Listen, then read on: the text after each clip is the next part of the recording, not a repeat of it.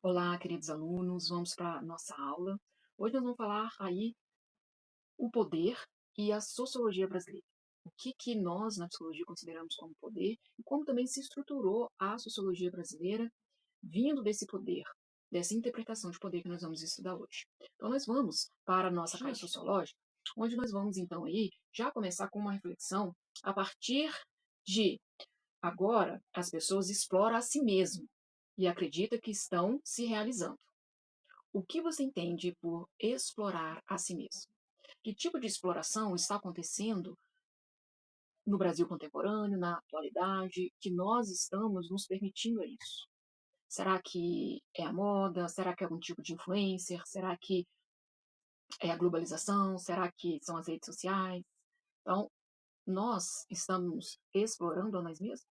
Então, deixo aqui para você essa pergunta e nós vamos entender um pouquinho da nossa cultura brasileira e quem sabe esse pensamento, até da exploração de nós mesmos, vem da nossa própria cultura. Vamos lá entender um pouquinho de onde vem, então, aí, essa questão do poder. Como que o poder exerce sobre nós? O que é o poder? E a gente vai trabalhar aqui hoje, né, uma das grandes figuras da sociologia, o Michel Foucault, né? Ele, então, aí, ele é um dos sociólogos modernos, confundido com psicanalista, mas ele não era. E ele vai falar que na sociedade existem, então, aí, milhares de formas, então, de poder.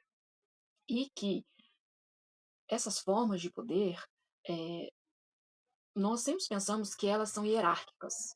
Só que ele vai trabalhar uma relação de poder que não vem somente do Estado, não vem somente da política, que essas formas de poder, elas estão na sociedade a partir do momento que as pessoas, vamos dizer, mais intelectuais, exercem sobre as outras um certo nível de intelectualidade e as demais começam a se sentir inferior. Ele vai falar que essa é a forma de poder. Quando você usa sua inteligência para fazer que o outro faça propriamente dito a sua vontade, propriamente dito aquilo que você quer como fim, aquilo que você quer como o objetivo da sua imposição. Então ele vai trabalhar com várias relações de poder. E aí nada mais é do que para Foucault, o poder, ele vai falar que a capacidade que o poder tem é de afetar e controlar o comportamento dos outros. E tem aí uma grande probabilidade de impor, então, a própria vontade numa relação social. Existe uma relação entre duas pessoas e um vai impor um pouco mais a sua vontade sobre o outro. E este vai que, de certa maneira, né, o poder como uma relação social, de uma certa maneira, como uma submissão permissiva. E nós vamos entender o porquê que esse outro permite. Por que esse outro permite que essa relação de poder é uma relação que muitas vezes é explorada, uma relação muitas vezes a qual ele deixa de fazer a sua própria vontade, seu próprio desejo, seu próprio gozo, para o quê? Fazer a vontade do outro. Então ele vai falar que existe aqui o indivíduo A e o indivíduo B. E existe a opinião A e a opinião B, e elas são diferentes. Então um vai ter sempre mais poder sobre o outro, e esse outro ele vai de uma certa maneira ceder, porque ele acha, porque de alguma maneira esse outro ele tem mais intelectualidade, ele tem mais ciência. E de vez de usar a ciência para fazer esse outro crescer, ele usa o outro para poder continuar crescendo a si mesmo. Então, Michel vai trabalhar essas questões de poder. E nós temos as relações de poder. Ele vai dizer que não é aí uma propriedade, mas uma relação. Que ele vai falar que o poder se exerce sobre o outro. O poder, ele é um exercício, ele é um movimento que acontece. Então, ele vai falar que não é uma propriedade, mas a relação. O poder não é uma coisa, mas um conjunto de relações que estão em constante circulação, então aí na transformação da sociedade. Aí, aquela ideia que a gente já está falando, que a prática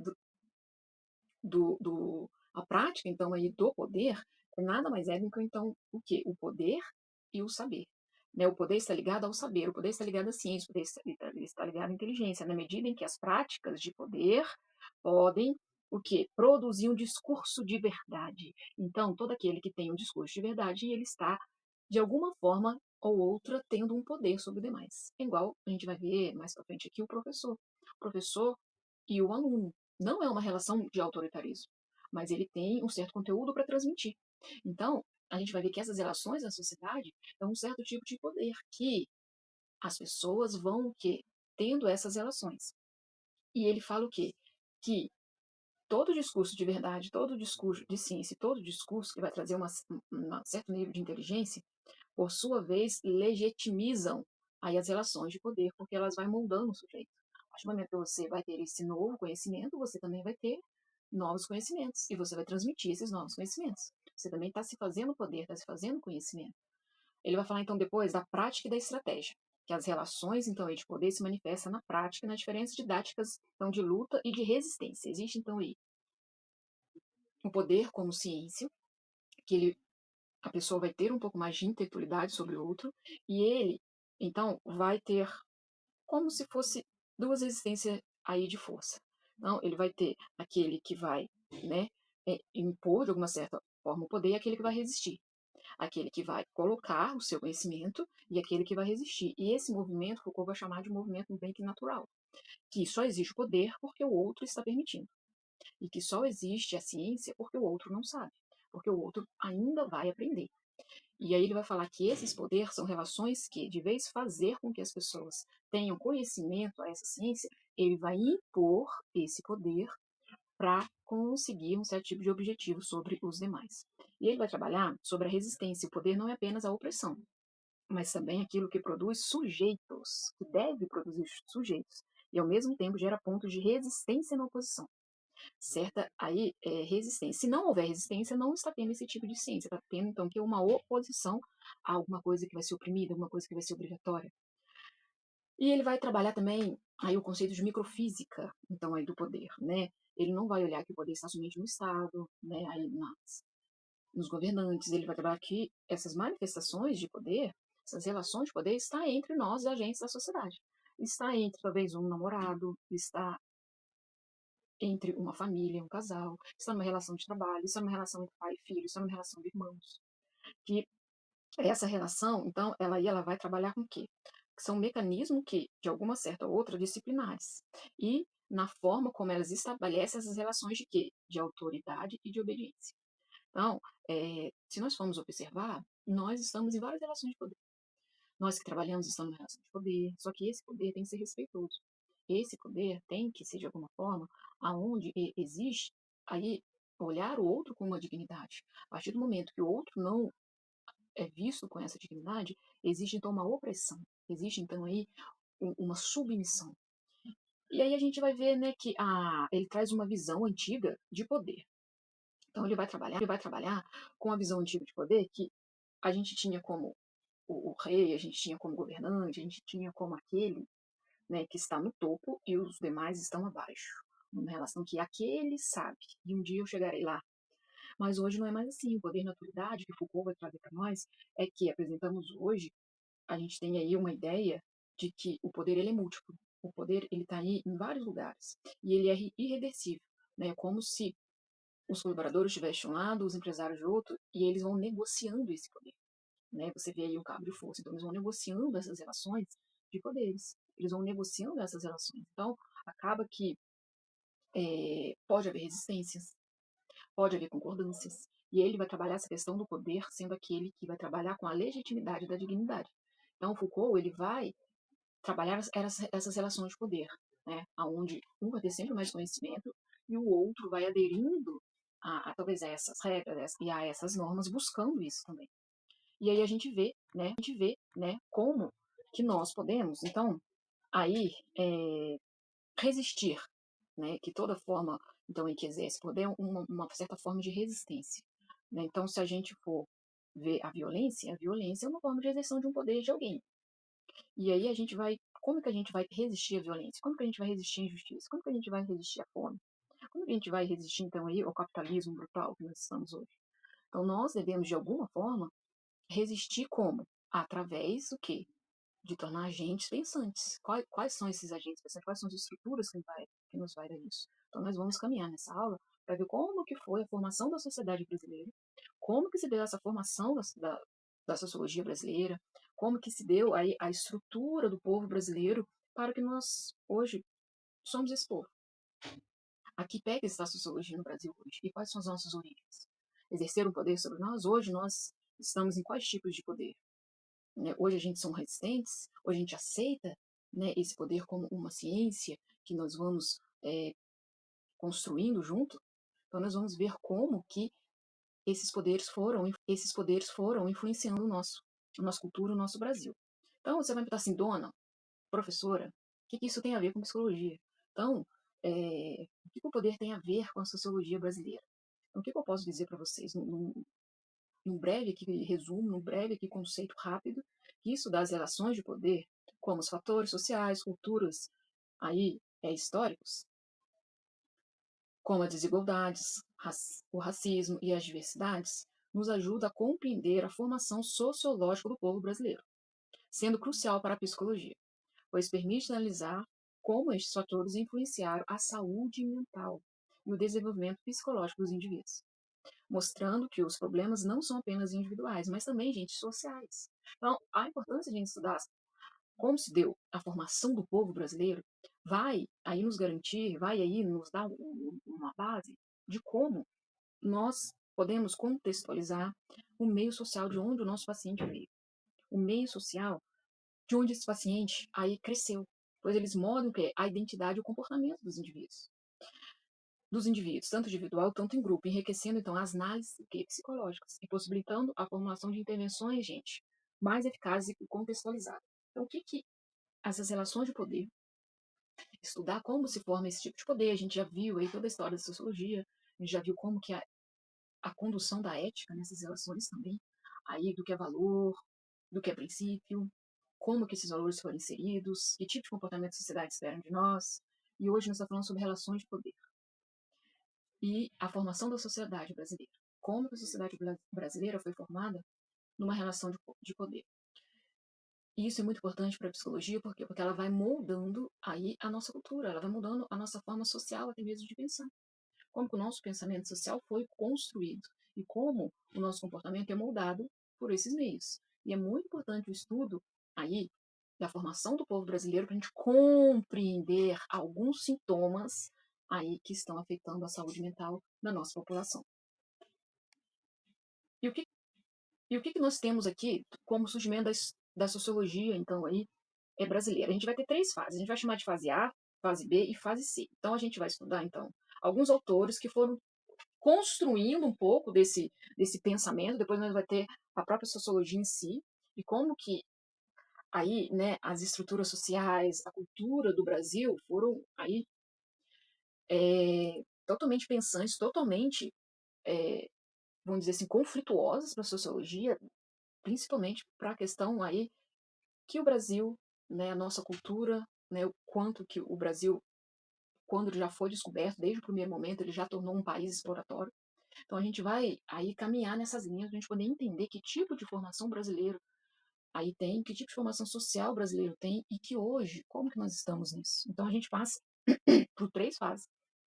Os primeiros autores ali, eles vão começar a fazer alguns estudos históricos aí sobre o que? A realidade aí da cultura do nosso Brasil mais voltada para a literatura. Então, a gente vai ter aí nada mais do que os nossos. Então, nós vamos ter aqui um dos clássicos aí de Euclides da Cunha, com certeza vocês já estudaram, que é Os Sertões. Ele vai começar a escrever na literatura o quanto que a sociedade, então, aí brasileira, ela vai tornando esse processo de civilização muito bárbaro. Né? A gente vai ter os eliticistas, que aí vão explorar o povo, aí os sertanejos, que era aí os sertões, e quanto que a própria terra, o quanto que a própria geografia daquele lugar não cooperava aí para os sertões, para os sertanejos, e a gente vai ter então aí a luta, né, o conflito de Canudos, e a obra ela vem então aí desvendar a marginalização social. Ela já vem falar dessa marginalização social e o determinismo do meio, além então que de explorar as complexas dinâmicas entre o que as elites e o povo, entre a elite e o povo. Então os Sertões ele vai trabalhar sobre isso. Euclides da Cunha ele não foi um sociólogo, mas ele começou um pensamento sociológico para onde depois grandes outros autores vão traçando desse norte da construção social do nosso Brasil. Então, aí os sertões, eles trazem um grande referencial do início desse pensamento aí no Brasil. E, posteriormente, nós vamos, então, caminhando para a fase B.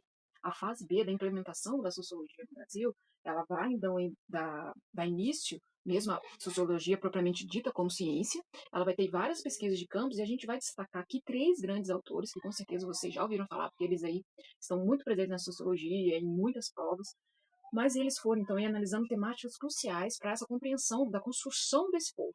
para a construção sociológica desse pensamento cultural que nós temos hoje.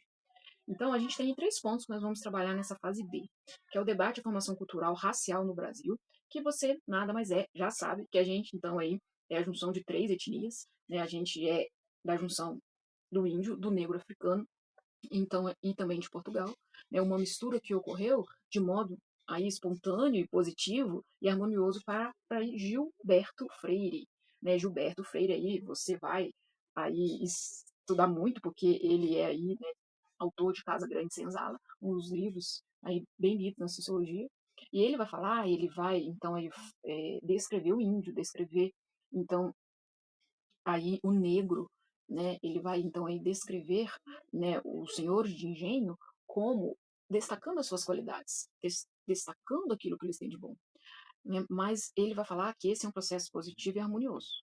E aí ele não vai trazer nenhuma assim proposta de melhoria para uma situação dessa, para a situação que esse povo sofreu, né? Para a falta de dignidade que esse povo sofreu, ele vai falar que esse processo que o Brasil construiu é um processo positivo e um processo harmonioso, que o senhor de engenho, junto com os negros, junto com a senzala, junto com a, ali ao redor daquela que a gente vai chamar de colônia, né, que a gente vai chamar muitas vezes senhores de engenho, né, Casa Grande, as senzalas, que a gente vai ter muito aí na construção da nossa identidade, que esse é um processo harmonioso. Logo depois, a gente tem aí Caio Prado, que ele vai fazer uma crítica, então aí, é, um pouco mais, vamos dizer assim, racional. Ele vai falar que a origem do atraso da nação brasileira estaria vinculada, então, ao tipo de colonização a que o Brasil foi submetido. Ao tipo de colonização que Portugal nos submeteu. Isso é uma colonização periférica e exploratória. Porque até hoje nós exploramos coisas para outros países. Até hoje nós servimos como matéria-prima para outro país. Tem sempre alguém um pouco mais desenvolvido, com um pouco mais de ciência, que explora, então, aí o nosso Brasil. E depois a gente vai ter aí Sérgio Buarque, né? Aí pai de Chico Buarque, com um pouco, né, de distinção. Aí ele vai trabalhar entre aí que o brasileiro ele tem a pouco de distinção entre o público e o privado. Que o brasileiro costuma tratar o público como uma extensão aí da sua casa. Então ele vai trabalhar que o brasileiro tem muito esse conceito de família, que o brasileiro ele tem muito essa questão da emoção, que o brasileiro tem muito essa questão de dar um jeito para tudo, que o brasileiro muitas vezes ele não adere a muitas leis. Então, serve muito para a gente, no campo da psicologia, pensar essa teoria de Sérgio Buarque. E nós vamos, então, aí para o primeiro pensador dessa fase, que nós vamos ter quem? Né? Sérgio Gilberto, quer dizer, Freire. Ele vai ser o autor de Casa Grande Senzala e ele vai trabalhar com algumas questões, como o surgimento da família patriarcal no Brasil, deu aí a discrepância entre negros e escravos. Então, aí, certo? Entre negros escravos e europeus brancos. Então, ele vai a discrepância entre esses dois grupos. A miscigenação é responsável pelo apaziguamento da discrepância e das diferenças étnicas no Brasil, né? Ele vai falar no principal período da colonização do Brasil colônia. Então, nós somos descendentes aí de negros marginalizados. Nós vamos entender o porquê dessa questão, né, na sua condição social. Distante, então, aí social entre os brasileiros, dos engenhos, e entre os senhores aí de engenho e o escravo. Né? E ele vai trabalhar assim como um chicote moral. Ele vai falar que o negro se auto-inferioriza e se sujeita ao mando do colonizador sem contestar. É aquilo que Michel Foucault vai trabalhar. Né? Aquelas relações de poder, aquela questão do poder submisso. Por que, que eu aceito ser aceito o chicote, né? Porque eu me sinto inferior e ele superior. Né? O que o branco tem que o negro não tem é esse poder, talvez é essa ciência, né, que o branco adquiriu e que mais para frente nós vamos adquirindo ao longo do tempo. Então, o branco ele teve maior oportunidade de ter esse conhecimento e o negro ele não tinha acesso, ele não poderia ter, por quê? Porque quanto mais conhecimento você tem, menos o que submisso você é. E isso aí que Casa Grande Senzala vai trabalhar. Só que Gilberto Freire vai trabalhar como algo positivo, como se isso fosse algo positivo e harmonioso. Logo depois, aí a gente vai ter Caio Prado, né? E aí depois a gente vai ter, então, aí Caio Prado, que ele vai ser um pouco mais crítico, que ele vai aí estruturar a sua teoria, dizendo que desde a colônia, né, o Brasil ele foi então destinado a satisfazer necessidades externas e não para atender às suas demandas internas. Então, assim, se constituiu como um mero fornecedor de produtos aí, e a sua história colonial se desenvolveu em função disso. Então, a gente tem um Brasil que ele tinha que fornecer produtos para outros. Ninguém está preocupado em fazer aqui uma nação. Ninguém está preocupado com o povo aqui, que nós vemos. O povo que aqui foi nascendo, da junção do índio, da junção com o português, com os jesuítas, com o negro. Ninguém está preocupado em fazer aqui uma nação, mas está preocupado em fazer aqui o quê? Uma grande empresa a qual fornecia produtos para outros países. E naquela época a Europa estava em grande desenvolvimento industrial. E Portugal pertencia àquele ramo europeu. Então nós era como se fosse uma extração de matéria, uma extração de produto, uma extração comercial. E Caio Prado ele vai falar exatamente isso. Que o Brasil, como fornecedor de matéria-prima, após a independência política, sua situação que permanece até hoje. Através, então, das commodities, né, que a gente vai ter agrícolas, para cumprir essa finalidade. Né? Mostra-se, então, uma estrutura econômico-social assentada na grande propriedade rural e mão de obra escrava. Será que nós somos assim até hoje? Será que nós, então, aí, vamos construindo a nossa história assim? E ele vai trabalhar com dois grandes livros, ele vai trabalhar com dois grandes conceitos, né?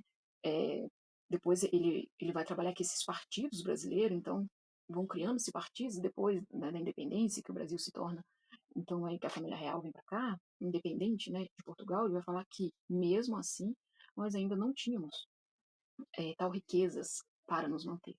Então, ele fala que durante o processo da nossa independência, o Partido Brasileiro teria sido representante das classes superiores, da colônia grande, né, grandes proprietários rurais e seus aliados não compunham as forças populares. E essas eram as camadas oprimidas da população. Essas duas classes muitas vezes lutavam juntas pela conquista de objetivos comuns, porque a gente estava independente, apesar dos projetos estarem também bastante distintos. E a gente tem o quê? Qual é a estrutura da colônia? Qual é a estrutura depois que o Brasil foi, então, independente? A gente tem proprietários rurais de um lado, né, uma classe abastada dos senhores, então, de engenho e das fazendas, grande produtor, então, de café, grande produtor, então, também da agropecuária, e a massa da população, né, dos trabalhadores do campo e do escravo. Então, a gente tem essas duas estruturas sociais aí na formação do nosso país. Né, reduzidas as classes de operários e grande massa que trabalha e produz, que é explorada e oprimida, certo? Para poder vender esses produtos, né, para um outro, então aí é fornecedor maior.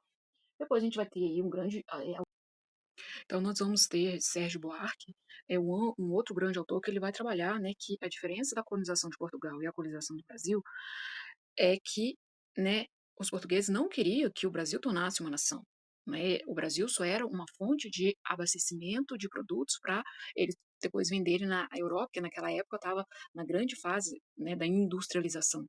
Então ele vai trabalhar né, essa questão. Isso só muda com a chegada da família real, né, que começa a dar aquele jeitinho brasileiro para as coisas. Então ele, é, Sérgio Buarque, ele vai para nós aqui da psicologia é muito importante, porque ele vai traçar o perfil né, das etnias do povo brasileiro, vai traçar o perfil aí que o povo brasileiro, então, aí ele vai falar que é um povo patrimonialista, né, que ele vai usar a palavra patrimonialismo, então a gente tem essa noção do que aquilo que é público como privado, a gente não consegue fazer muito essa diferenciação, porque tudo aquilo que é da ordem do público das pessoas, a gente tenta dar aquele jeitinho de arrumar um emprego aqui, quando eu vou lá, né, é, estou sendo, vamos dizer, um prefeito ou um governante, tento colocar minha família ali, abro inúmeros secretarias, né, para que aqueles que são meus aliados, aqueles que são aí meus chefes de confiança possam assumir, e ele vai trabalhar aqui o homem cordial faz parte do brasileiro. Ser uma pessoa cordial, ser uma pessoa amigável, ser uma pessoa carinhosa, ser uma pessoa um pouco mais espontânea.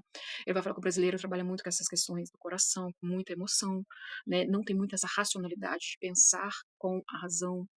Então, ele vai trabalhar essas questões como uma crítica, que o brasileiro ele não tem uma conformidade também com a lei. Então, ele vai trabalhando essas questões até como uma crítica e, né, logo depois, né, essa fase ela vai trazer aí como crítica muito grande a questão que Gilberto Freire trouxe lá no Casa Grande Senzala, já qual ele fala que né, a opressão do homem negro né, aos senhores de engenho né, a qual o senhor de engenho se opunha sobre eles, era uma questão, por mais que ele valorize essas qualidades do homem negro, depois do senhor dos engenhos, depois das escravas, ele vai falar que o, o Caio Prado, né, ele vai falar que Gilberto Freire era um tanto do conservador, porque ele vai fazer até algumas críticas em alguns escritos, que ele vai dizer que eh, a miscigenação, né, acontecia sempre de maneira harmoniosa. Mas e as relações entre os senhores brancos e as suas escravas negras? Por exemplo, se verificarmos relatos aí que a gente tem na história, né, nós vamos ver que essas relações eram umas relações forçadas, elas eram forçadas a ter relações sexuais, né, e depois eram até obrigadas a, tipo, a oferecer os seus filhos, né, para as senhoras. Então, assim, era uma coisa harmoniosa? Era algo que valorizava a pessoa? Podemos dizer que foi algo construído de uma maneira positiva, harmoniosa? Então, aí o Caio Prado ele vai trabalhar nessa crítica. E ele vai também se debruçar aí sobre os problemas sociais da época, a qual o Gilberto Freire, que é o autor de Casa Grande e Senzala, não vai trabalhar como dando aí uma proposta, uma solução para esses enfrentamentos, que a gente aí tem, né, de construção da nossa identidade. Logo depois, aí a gente vai ter a fase, né, C, que é a fase final de implantação, né, que aí a gente tem Florestan Fernandes, a qual ele vai trabalhar aí uma sociologia um pouco mais crítica. Ele vai trazer aí as realidades que nós enfrentamos na sociedade. E depois a gente tem aí Paulo Freire, né, que vai dar tipo uma solução. Ele vai falar que para, né, se ter um pouco menos de opressão é necessário introduzir a educação, é necessário ter a introdução do poder da ciência. E todos têm esse direito. Então a gente vai ver, né, logo aqui, passando, que Florestan Fernandes, primeiro, ele vai trabalhar que a gente veio, né, do escravismo. Né? Nós temos aí a formação do Brasil no escravismo, aí como, então, o escravo tratado como um objeto. Ele não era nem um servo, não era nem uma mão de obra, como a gente vê no capitalismo, né? Logo ali do materialismo, como a gente viu de Karl Marx. A gente vê ele como um objeto. E a economia mercantilista, né, de extrema independência europeia. Né? Então a gente tem essas influências aí racistas europeias, né, negro, e o negro liberto, né, ele não é integrado na sociedade. O negro ele foi liberto, mas ele ficou à margem. É daí que vem o negro à margem, é daí que vem o negro como o oprimido. Por quê? A partir do momento da abolição da escravidão, 1888, da Lei Áurea, o negro deixa de ser escravo. Mas aonde o negro foi inserido? Qual clássico o negro entrou? Qual classe que o negro foi? Ele foi para ser servo, ele foi para ser mão de obra, mas ele tinha casa, ele tinha moradia, onde eles foram inseridos? Eles continuaram trabalhando a custo do dinheiro, mas era um dinheiro digno ou não? Eles tinham, qual classe eles ficaram? Então a gente fala que eles não foram inseridos. Então aí essa escravidão gerou então uma estrutura social de o quê? Pessoas à margem, pessoas não inseridas, né? Instituições aí duradouras, né, que a gente vê até hoje, e criou essas mentalidades, então, vamos dizer, do racismo estrutural, que nós vamos ter aí na estrutura da nossa história. E Florestan e Fernandes, ele vai trabalhar que ele vai se filiar a esse pensamento crítico brasileiro, afirmar que o negro ele não era um problema, né, para aí a nossa nação. O negro nunca foi um problema, é, pô, pelo contrário, o negro era aí é, ele sempre foi um agente aí de participação aí das transformações sociais do país. Se não fosse ele, a gente não tinha aí os nossos produtos vendidos, a gente não estaria no pé que nós chegamos no nosso Brasil hoje. Né? Só que eles foram que de conceitos menos privilegiados que os homens brancos. Então ele vai fazer essa crítica, né, à sociedade capitalista que não absorveu os negros, que segundo as elites então aí na sociedade encontravam-se em iguais condições. Os negros estavam em iguais condições em relação aos brancos, e inclusive em relação aos inúmeros estrangeiros que chegavam aqui no Brasil. Então, vinham inúmeros estrangeiros trabalhar aqui, mas o negro ele não era inserido de alguma forma dentro de alguma classe. Então, os negros eles tentavam, mas viram-se repudiados na medida em que o quê? Pretenderam assumir o quê? O papel de homem livre, com demasia assim, ingenuidade, que a gente até fala, num ambiente que tais pretensões chocavam-se com as generalidades, né, de falta de tolerância, de empatia, de militância e de solidariedade. Então, eles ficaram meio que vedado ao caminho da classificação econômica social, aí pela proletariação, restavam o quê? Aceitar a incorporação gradual e do operário urbano em crescimento, ao abater-se penosamente, né? Que a gente tem aí, procurando no ofício dissimulado e na vagabundagem sistemática ou na criminalidade. Então você vê aí um povo que não teve voz, que muitas vezes não tinha acesso a esses serviços, um povo que ficou aí à margem. Logo depois, nós vamos ter, então aí Paulo Freire, como um grande sociólogo aí que vai trazer algumas soluções bem imediatistas para aquela época, onde aí só os eliticistas tinham direito à escola, quer dizer, os filhos dos brancos, e ele vai começar a trabalhar com essa pedagogia do oprimido. Ele vai falar que se o negro era aquele que alto, né, era inferior, o negro era se sentir alto, inferior, ele vai começar a trabalhar com essa pedagogia do que é da educação. Vamos formar, né, que vocês também têm esse direito e essa voz. Claro que foi um processo, né, muito duradouro, né, com o qual Paulo Freire foi trabalhando essas questões, que com o opressor, né, com aquele desumanizado, né, aquele que muitas vezes foi desumanizado, né, impõe-se sobre o oprimido, né, pela manutenção de seus interesses. Então, aquele que foi desumanizado, aquele que é tido como objeto, Paulo Freire começou a trabalhar com essa libertação, com a pedagogia libertadora, a qual a educação poderia dar um fim, poderia dar um novo horizonte, com a educação poderia dar um novo começo de vida para aquelas pessoas que poderiam, né, eles ter esse novo tipo de poder, que é o conhecimento. Isso que Michel Foucault vem trazer para nós, esse novo tipo de conhecimento que Paulo Freire vem trazer com a sua, vamos dizer, sociologia pedagógica. Então, ele vai trabalhar essa questão de o quê? Eu se tem algum exemplo que eu me lembro de Paulo Freire, ele vai alfabetizar aí alguns coletores de cana, catadores de cana, aí em 45 dias. Então, o método que Paulo Freire falou assim, vocês precisam ser alfabetizados e precisam ter um pouco mais de educação para quê? Ser agentes de transformações. Então, a pedagogia que ele trabalha é a o quê? Primeira pedagogia do oprimido, para que esse oprimido um dia se tornar o quê? Voz, protagonista, autônomo. Então, ele vai trabalhar essa pedagogia da autonomia. Então, ele vai trabalhar que a educação é essa ponte sociológica que vai, no Brasil, fazer com que essas classes, né, hoje são, né, um pouco mais humanizadas, sejam um pouco mais humanizadas.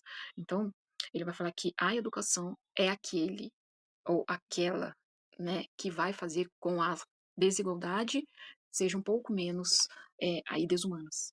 Então, ele vai falar que aquele que tem esse poder da educação, que Michel Foucault lá na sua época trabalhou, ele vai falar aqui é que os educadores têm esse poder científico, esse poder da ciência para desmistificar esse poder autoritário, esse poder submisso. Então, ele vai falar que ali trazer a crítica, né, deve-se buscar o fundamento e ter uma visão crítica sem aceitar passivamente aí a submissão, né, ele vai falar que ensinar requer respeito e autonomia, né, que as pessoas têm essa autonomia, ser agente de voz e direito. Então, a educação propõe isso, e ele vai falar que nós, que estamos numa faculdade, que estamos querendo nos formar, são agentes de transformação, que o nosso conhecimento é poder de transformação para os demais. Por quê? Porque é aquele que ensina, aquele que vai transmitir, aquele que está transmitindo essa libertação, aquele que está transmitindo esse autonomia, esse protagonismo das pessoas.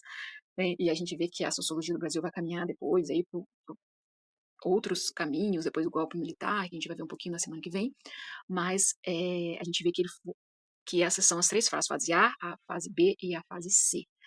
Né? Então, deixo um grande abraço para vocês e até aí semana que vem. Aqui estão as nossas referências e bons estudos.